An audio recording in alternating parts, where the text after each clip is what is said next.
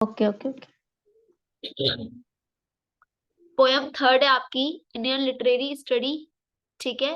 Poem third after great pen, ठीक है। यहाँ पर आपको दर्द का एहसास बता रखा है कि भाई इस पोयम के अंदर क्या है आफ्टर ग्रेट पेन के अंदर, ठीक है। कि किस तरीके से यहाँ पर अत्यधिक दर्द के बाद, यानी कि बहुत ज्यादा पेन यानी कि दर्द होने के बाद क्या होता है, ठीक है। तो ये पोयम लिखी है आपकी एमिली डिकिंसन ने लिखी है, 1862 के आसपास लिखी है। ये जो पोयम है बड़े दर्द के बाद यानी आफ्टर ग्रेट पेन, एक तरीके की ऑफिशियल जो फीलिंग है उसको दिखाती है, उसके बारे में लिखती है। डिकिंसन की कई जो पोयम्स हैं वो बड़े दर्द के बाद, जैसे कि ये वाली जो पोयम बड़े दर्द के बाद, इसके अंदर फीलिंग्स की आपको ट्रोमा दिखाया गया है, ठीक है। The speaker describe this determined of saying that after trauma, people's nerves sit summoning, right, and evokes the solemn. तो ये जो आपकी एक तरीके से पोयम जो है ये बहुत ही ज्यादा फीलिंग्स के ऊपर, ट्रोमा के ऊपर, पीड़ा के ऊपर, यानी कि ट्रोमा मतलब पीड़ा के ऊपर आपको ये पोयम दी गई है, ठीक है। तो स्टार्ट करते हैं कि ये poem the word ceremonious evokes the solemn and formal atmosphere, एक औपचारिकता of funeral wine tombs implies the cold lifelessness and building of the image. The speaker says, जो पोइट है, जो पोइटिस्ट है, वो बताती है, कहती है क्या, that the suffer sink into a quartz containment like a stone. Such as a person seemed closely calm in the wake of the trauma, their emotion crystallized. Firstly, अगर हम इसकी पहली स्टैंजा को देखें तो लिखा जाता है after great pen a formal feeling comes. एक बहुत अत्यधिक पीड़ा के बाद में एक अजीब सी, एक फॉर्मल, एक औपचारिक फीलिंग क्या होती है, आती है। द नर्व्स द नर्व्स, ये रहा आपका, the nerves ceremonies like Tom's, ठीक है। द वर्ड क्या, द वर्ड कौन सा वर्ड, सेरेमोनियस, ठीक है। सेरेमनीज वर्ड जो है लाइक टॉम की तरह वो काम करता है। एंड द स्टिफ हर्ट्स, यानी कि टॉम क्या बोला गया है, एटमोस्फेयर को बोला गया है, ठीक है। पूरी बात करते हैं कैसे कि the stiff hearts, the stiff hurt and question was it he that bore and yesterday or centuries before. जो ये डिकिंसन है ये कहना चाहती है बड़े दर्द के बाद एक औपचारिक एहसास हुआ है, नसें कब्रों की तरह समारोह पूर्वक बैठती हैं, कठोर हृदय प्रश्न करता है, यानी कि जो आपका लाइक टॉम्स जो है कब्र को बोला गया है, ठीक है। जो आपकी नसें हैं वो एकदम कब्र की तरह बैठ जाती हैं, और जो हृदय यानी कि जो आपका हर्ट है, लाइक हर्ट जो है आपका वो क्या करता है, वो बिल्कुल अचानक से क्या हो जाता है, वो एक प्रश्न करता है, क्वेश्चन करता है। क्या क्वेश्चन करता है, वह, क्या वह वही था जिसने बोर किया था, मतलब जो चीजें हुई थी, जो उसने अपने आप को फेस किया सारी चीजों को, क्या वो वही था जो उसने सफर किया है। ये चीजें बहुत ज्यादा रियलाइज्ड होती हैं और क्रिटिलाइज्ड करके वो बिल्ड करता है अपनी इमेज को। Speaker says that the suffer sink into a quartz continent and like a stone, एक तरीके से ये पैर, अच्छा अचानक से क्या होता है, उस चीजों को वो बहुत ज्यादा डीपली ले जाता है। And weak of the trauma, their emotion crystallized and they are so hardened and numbed as to resemble stone, यानी कि वही कि एक अलग सा प्रश्न उठता है और उसको बहुत ज्यादा एक कंकड़ की तरह वो चुभता है। As the resemble as they thus go through the motions of life mechanically and without a sense of clarity of or purpose. और ये चीजें उसको बहुत ज्यादा मतलब सेंस को बहुत ज्यादा क्लैरिटी के पर्पज से वो चीज सोचता है, ठीक है। कि मोशंस ऑफ लाइफ क्या थी, क्या वह वही है, तभी वो अपना आप को सोचता है कि किस तरीके से बारे में क्या होना है, ठीक है। कि क्या वो वही है जो वो कल था, जिससे वो बोर कर रहा था, आज वो वही है। अब आ जाते हैं इसकी समरी पर। कि समरी इज दैट कि the speaker notes that following great pen, जो स्पीकर है वो पेन यानी कि आपका जो दर्द है, मतलब उसका जो दर्द है उसको ग्रेट बोलता है बहुत ज्यादा अत्यधिक दर्द के बाद, इसीलिए इसमें जो नाम लिखा है, जो उसकी तकलीफ है, a formal feeling often set in during which the nerves are solid and ceremonies like Tom. The hard question, whatever, wait, the hard question whether, ये लाइन वो आपकी, it ever really endured such pain and whether it was really recent, यानी कि जो question करता है उसका hurt से, क्या क्या वो वही है जो वो था, है ना। बड़ा अजीब सा नहीं लगता है जब एक पेन के बाद अलग सी वो आती है फीलिंग, फॉर्मल सी औपचारिक सी फीलिंग आती है, उसमें वो क्या कर रहे हैं, जो उसका नर्व्स है जिससे वो सोचता है वो एकदम से क्या हो जाता है, स्टिफ हो जाता है। हर्ट जो होता है वो क्वेश्चन करता है, was it he that bore, क्या वो वही था, वॉज इट ही, क्या वो वही था। ठीक है, वो अपने आप को पूछता है ये बात, really so recent the stiff heart के साथ में वो पूछता है। ठीक है, क्वेश्चन क्या करता है, वॉज इट ही, क्या वो वही था, वो ये क्वेश्चन करता है कि क्या वो वही था, दैट बोर, है ना, दैट बोर, जो जिसने उसे बोर किया था। और क्या बोलता है फिर, that bore the field fold mechanically, है ना, एंड यस्टरडे सेंचुरीज बिफोर, और कल या सदियों पहले, क्या वे वही था, कल या सदियों पहले जो था। ठीक है, क्या वो वही था जिसने उसे बोर किया था। ये चीजें उसको बहुत ज्यादा पेन करती है, उसको बहुत ज्यादा तकलीफ देती है।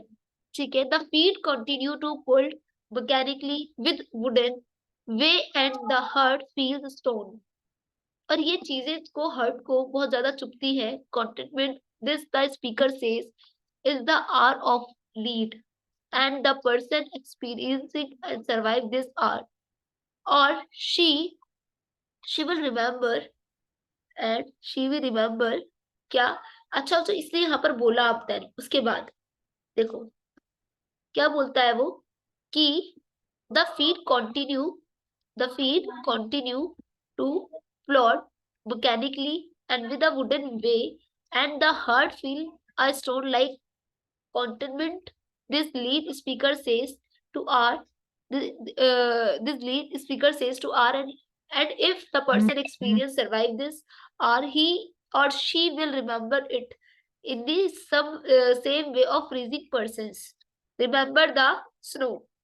वो बोलता है क्या, कि ये पैर यांत्रिक घूमते हैं, एक लकड़ी का रास्ता, जमीन का या हवा का, या चाहिए भले ही बड़े हो गए, जो आपके ये बोलता है, इसका कहने का मतलब है, जो पॉइंट है उनका कहना है कि जो पैर घूमते हैं मेरे, उसे रास्ता चाहिए, चाहे वो लकड़ी का हो, चाहे वो उसका हो, ठीक है, हवा का हो, या वो जमीन का रास्ता हो, भले ही वो बड़े हो जाए, पर उसे चाहिए, एक पत्थर की तरह एक रास्ता चाहिए। ठीक है, तो बहुत इजी है ये। इसके बाद आता है कि फ्रीजिंग पर्सन, ये जो समय चल रहा है रिमेम्बर करना है, first chill then, first chill then. ठीक है, क्यों बोला इन्होंने, कि फिर एक बार नेतृत्व का समय है, याद किया कि यदि जीवित रहा तो बर्फीले व्यक्तियों के रूप में बर्फ को याद करे, पहले ठंडा फिर स्तंभ फिर जाने देना। यानी कि ये क्या बोलना चाहता है इस चीज से, जब कभी बहुत ही ज्यादा तकलीफों में जा चुका था, बहुत ज्यादा तकलीफों से जूझ चुका था, वो अब पेन में था, पर वो बताता है क्या, आफ्टर ग्रेट पेन, एक बहुत दर्दनाक, यानी कि एक बहुत अत्यधिक दर्द के बाद क्या होता है, क्या होता है, हमारी जो नसें हैं कब्रों की तरह बैठ जाती है, हमारा दिल प्रश्न करता है हमसे, क्या, हमारा दिल पूछता है, क्या आप वही हैं जो अभी तुम्हें बोर कर रहे थे, क्या आप वही थे, या क्या वही है जो अभी थे मतलब जब तुम्हारे पास तकलीफें थी, जब तुम थे, जब तुम्हारे पास दुख थे, जब तुम थे, क्या तुम वही थे। वो पूछते हैं कि अब क्या मतलब, कि पैर तुम्हारे जो घूमते हैं वो रास्ता मांग रहे हैं। हाँ, वो कहते हैं क्या, the feet mechanical go round a wooden way of ground और एयर और ओथ रिगार्डलेस ग्रोन, मुझे अब ग्रो करने के लिए, मुझे आगे बढ़ने के लिए रास्ता चाहिए। हाँ, मेरी तकलीफ जो है वो हो चुकी है, मैं जो तकलीफ में था वो जा चुकी है, अब शायद मैं वो नहीं हूँ, तो अब मुझे रास्ता चाहिए। वो इस तरह कहते हैं। उनका कहना है this is the lead, this is the hour of lead and remembered it outlived as freezing person. अगर तुम इस तरीके से फ्रीजिंग पर्सन रहोगे, रिकलेक्ट द स्नो। अगर आप फ्रीजिंग बन रहे हो तो कलेक्ट करो स्नो को एज फ्रीजिंग पर्सन, एक फ्रीजिंग पर्सन की तरह। पहले आप चिल हो जाओ, पहले बिल्कुल शांत हो जाओ, फिर स्टपोर हो जाओ, फिर then the letting go. Yes, it is a life कि पहले ठंडे हो जाओ, फिर खड़े हो जाओ और फिर जाने दो, जो चीजें जा चुकी उन्हें जाने दो और खुद आगे बढ़ जाओ। तो this is a part of the poem कि भाई आफ्टर ग्रेट पेन क्यों कहा गया, कि जब हम तकलीफों से गुजर जाते हैं, हम पर से एक अंधेरा गुजर जाता है, एक तकलीफों का पहाड़ गुजर जाता है, तो व्हाट वी फील, हम क्या फील करते हैं, क्या करते हैं, कैसे करते हैं। तो after great pain is structurally looser than the most Dickinson poem. The iambic meter feeders places line length and range from diameter, parameter, pentameter, and the rhyming scheme is haphazard and mostly utilize couplets, stanzas like AABBCDEFFGII। इस तरीके से हमारी वहाँ की क्या है, rhyming scheme की वो है, ठीक है, स्टांजास की यूटिलाइज कर रखी है राइमिंग स्कीम को। The middle stanzas 5 lines long rather than the Dickens' typical fort, like most other Dickens's poem. How, however, इसमें बताया गया जो डिकिंसन है उसने किस तरीके से इसमें राइमिंग डाली है, कैसे डैश इंडिकेट किया है। And Dickinson poem however it uses the long rhythmics dash की किस तरीके से उसने रिदम्स को डाला है। Perhaps the Emily Dickinson's and greatest achievements as a poet, the record she left to her own in awards रह चुकी है because of her extraordinary power of self-observation and extraordinary willingness to map own feeling as accurately and honestly she could. Dickinson has bequeathed us a multitude of hard, intense, and stable poems and deleting and completed feelings and rarely described by other poets। अलग अलग poets के क्या करा उसने describe किया है, और ये चीजें बहुत ज्यादा मैटर करती हैं। ठीक है कि एक पोइट जो है, एक फीमेल पोइट एमिली डिकिंसन, उसने बड़े ही दुख के बाद जो ये पोएम लिखी है, इवन इसमें इसने अपने आप को सेल्फ ऑब्सेसिव दिखाया है, एक्स्ट्रा ऑर्डिनरी पोएम है। ठीक है, instantly after great pain of formal feeling, एक फॉर्मल फीलिंग बताइए, comes describe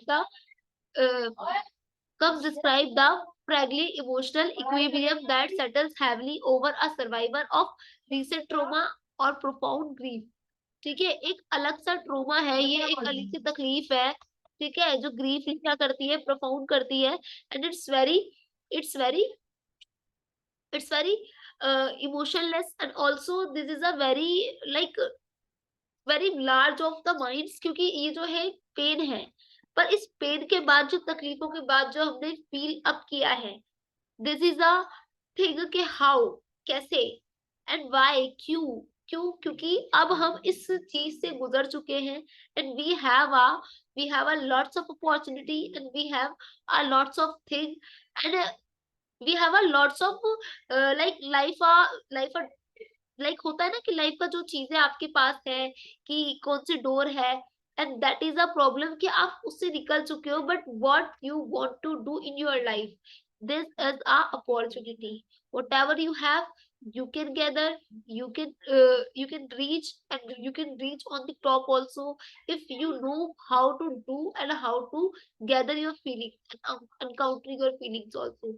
that's why instantly क्या कर सकते हैं, आप इसको रिकॉग्नाइज कर सकते हैं और कॉम्प्रेशन में आकर इस फीलिंग को हैवली सर्वाइव करके आप आगे भी पहुंच सकते हैं। But it is up to you कि how to deal this problem, it is up to you only. There is nothing, there is no one who support you. Like ये चीजें बताना चाहता है कौन, चाहती है सॉरी, कौन, डिकिंसन बताना चाहती है, Emily Dickinson, because she is the self obsession, क्योंकि वो अपने आप को बहुत ज्यादा सेल्फ ऑब्सेस्ड करती थी और वो लिखना चाहती थी। She was wrote about the feelings what feelings, the feelings within the trauma, trauma के साथ जो फीलिंग्स है उस सबको लिखना चाहती हूँ। ठीक है, तो ये थी आपकी ये पोयम, जिसके अंदर लिखा हुआ है किसके बारे में, सेल्फ ऑब्सेशन के बारे में और आपके सेल्फ ऑब्सेशन के बारे में और आपके पेन के बारे में। ठीक है, ठीक है, then complete your poem and also complete this summary. That's why you can write and you can also teach this. क्या सीख सकते हैं, क्या सीख सकते हो आपसे, you can learn also that कि आफ्टर पेन बहुत सारी अपॉर्चुनिटीज आपके सामने आती हैं। ठीक है, आफ्टर पेन, तो पेन ऐसे ही नहीं आता, अपने साथ बहुत सारी चीजें लेकर आता है। If you have a gut so you can do it anything. ठीक है, कभी भी नहीं सोचो कि हम ये नहीं कर सकते, you can do it anything, there is nothing impossible because you have a guts. If तुम पेन झेल पा रहे हो इतना, तो आप कुछ और क्यों नहीं झेल सकते, this is a thing and thought about it. ठीक है, सोचो इस बारे में भी। यही इसका मैसेज था, यही इसका मैसेज था एमिली डिकिंसन क्या। ठीक है, समझ में आ गई। चलो, ये तो हो गया आपका।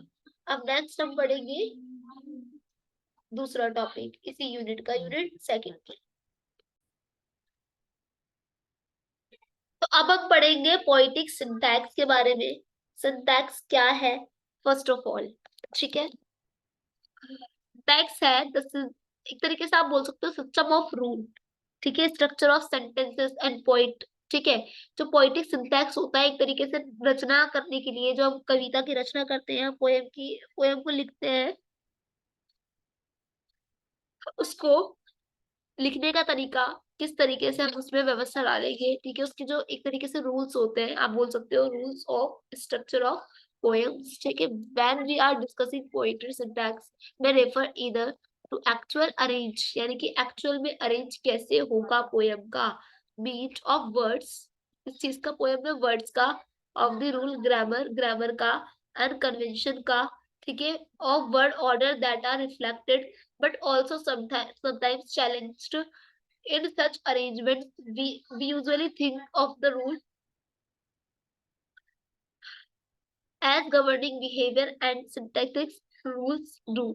यानी कि जो पोएटिक सिंटैक्स है उसके बारे में हम अगर डिस्कस कर रहे हैं, जैसे पोएम के बारे में डिस्कस कर रहे हैं, ठीक है, उसके अंदर जो रूल्स हैं, ठीक है, ईदर टू एक्चुअल अरेंजमेंट्स, जो एक्चुअल अरेंजमेंट है उसी को पोएटिक सिंथेटिक्स कहते हैं, कि किस तरीके से हमें उसके वर्ड्स को अरेंज करना है, कैसे रिफ्लेक्ट वर्ड्स होंगे, कैसे चैलेंजेस को, कैसे अरेंजमेंट्स को। We usually thinks rules governing behaviour and synthetics rules too. ठीक है, जो रूल्स होंगे उसके बिहेवियर होंगे किस तरीके के होंगे। ठीक है, दिस इज अ सिंटैक्स। ठीक है, got it, this is a syntax. Okay, and then इसके बाद पढ़ते हैं सिंटैक्स के बाद कि वर्सिफिकेशन क्या है। बिकॉज आपका जो सिलेबस है, you have in your syllabus have a versification in poetry also। versification describe the marriage of language and poetic form through the which poetry produce formal principles such as meter, illustrations, rhyme। what is versification? versification जैसे कि आपका जो अभी syntax था वो arrangement था कि कौन सा वर्ड कहाँ रखना है, कैसे रखना है, क्या करना है। ठीक है, क्या करना है, कैसे करना है। ठीक है, जैसे कि हम बहुत सारी चीजों का यूज भी करते हैं लैंग्वेजेस के अंदर, ग्रामेटिकल का यूज करते हैं, वो क्या हो जाएगा, सिंटैक्स हो जाएगा। बट वर्सिफिकेशन क्या है, वो है पोएटिक लैंग्वेज को किस तरीके से आपने प्रोड्यूस करना है, फॉर्मल प्रिंसिपल रखना है, सच एज मीटर्स किस तरीके से कितनी लंबी रखनी है। ठीक है, और एलिट्रेशन क्या रखने हैं, राइम क्या रखनी है इसकी, राइट, पोएम की। ठीक है, और पैरेललिज्म कैसा होगा इसका। ठीक है, टेक प्रेसिडेंस के बारे में लिखेंगे, सिंटैक्स एंड प्रोसोडी के बारे में लिखेंगे। ठीक है, रिजल्टिंग इन एक्सप्रेशन, मुझे लग रहा है मुझे थोड़ी सांस नहीं आ पा रही है सही तरीके से, मेरे को ना सच में बहुत ज्यादा प्रॉब्लम हो रही है आई थिंक। तो syntax and prosody resulting in expressions become organized as words rather than course. ठीक है, यानी कि हम जो ये ले रहे हैं ये जो हम वर्सिफिकेशन कर रहे हैं इसके अंदर इन चीजों का ध्यान रखा जाएगा। अब आप लिखोगे ना तो आप पैराग्राफ करके मत लिखना, आप यहाँ से ना पॉइंट बनाना है, जैसे फॉर्मल प्रिंसिपल्स के बारे में, एज मेटर के बारे में, एलिस्ट्रेशन के बारे में, ठीक है, राइम के बारे में हम वर्सिफिकेशन के अंदर लिखते हैं पोएम में, पैरलिज्म्स के बारे में, टेक प्रेसिडेंस के बारे में, ओवर सिंटैक्स एंड प्रोसोडी के बारे में, ठीक है, and resulting expressions becoming and organised as words rather than prose के बारे में लिखेंगे, ठीक है।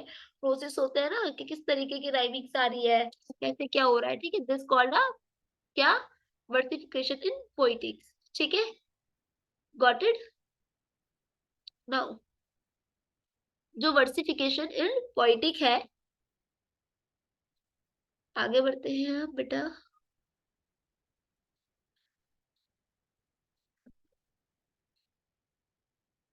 ड्रामेटिक हो गया, अब आ जाते हैं हम synthetic, synthetics, dictations and dictions refer to the meaning of words. Diction क्या होता है और सिंटैक्स क्या होता है? अरेंजमेंट ऑफ वर्ड क्या है? सिंटैक्स है। और मीनिंग ऑफ वर्ड क्या है?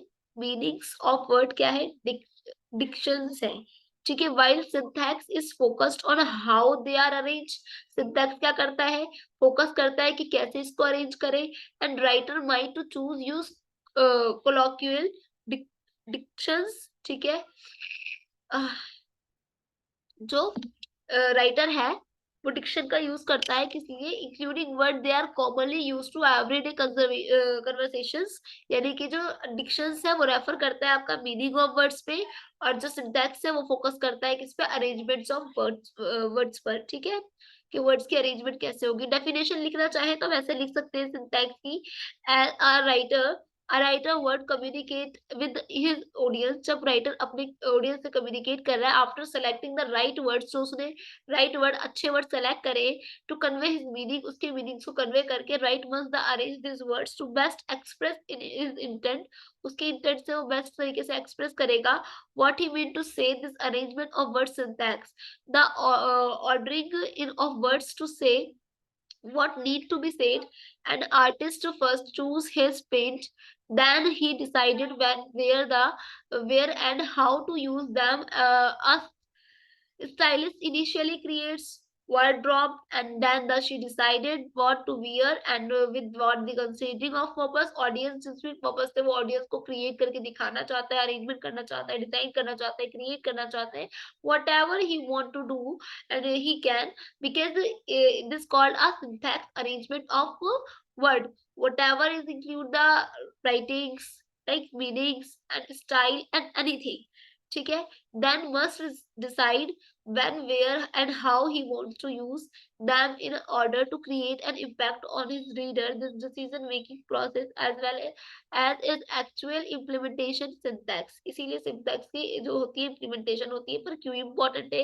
When you write you need to be aware जो purpose के according आप क्या करें, awareness दिखा रहे हैं, you are trying to achieve every time put your pen on the paper, अगर आप हमेशा पेन ऑन द पेपर रखते हैं and there the reason of your writing, और यही आपकी राइटिंग का रीजन हो सकता है, and also when your purpose why you write and is going to determine how structured and formal your syntax must be. If you are writing a cover letter for a job, it is important that your writing is professional and clear in style and attitude, यानी कि आप जो syntax का use कर रहे हो अपना arrangement के लिए तो कर रहे हो, ग्रामेटिकल कन्वर्सेशन के लिए तो कर रहे हो, स्ट्रेट फॉरवर्ड के लिए भी कर रहे हो, बट इनअप्रोप्रिएट सेंटेंस फ्रैगमेंट के लिए भी और ब्लड पॉइंट के लिए भी, यानी कि आपको क्या चीजें पॉइंट्स पे रखनी है, क्या चीजें कैसे रखनी है। यहाँ पे बहुत सारे पॉइंट्स आप यहाँ से गैदर कर सकते हो, इनको अंडरलाइन कर लो अभी, और इसी को क्या करना है आपने लिखना भी है कि वाई इंपॉर्टेंट, ठीक है।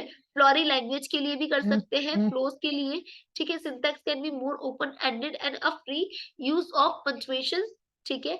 और फिगरेटिव भी लैंग्वेज के लिए भी आप कर सकते हैं, ठीक है। अनएक्सपेक्टेड सेंटेंस वगैरह जो आप इसमें डालते हैं उसको अरेंज करने के लिए आप सिंटैक्स का यूज कर सकते हैं। गॉट इट, ठीक है, got it. The syntax is very important in your poetic device also, and there's a personifications, like it's very important also।